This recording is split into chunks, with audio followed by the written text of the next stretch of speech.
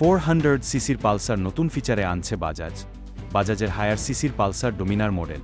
এই মডেল নতুন আপডেট পেতে যাচ্ছে। অফরোডিং হোক বা লং ড্রাইভ, যে কোনো ক্ষেত্রে এই বাইকটির জুড়ি মেলা ভার।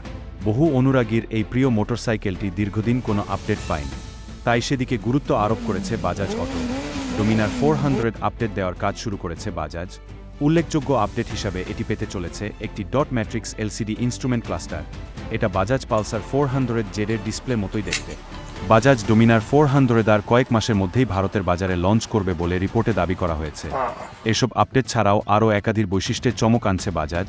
নতুন ইনস্ট্রুমেন্ট কনসোলে ব্লুটুথ কানেক্টিভিটি বাদেও থাকছে turn by turn navigation, call এবং এসএমএস অ্যালার্ট সহ আরও অন্যান্য ফিচার। নতুন ডিসপ্লেটি আনার ফলে বাজাজ তাদের ডোমিনার থেকে ফুয়েল ট্যাঙ্কের সঙ্গে সংযুক্ত ছোট ক্লাস্টার এবার বাদ দিতে পারে বলে অনুমান করা হচ্ছে।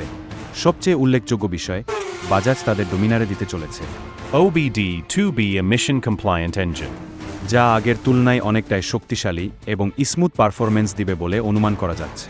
তাই কারা কারা এ বাইকের জন্য অপেক্ষায় আছেন কমেন্টে অবশ্যই জানাবে।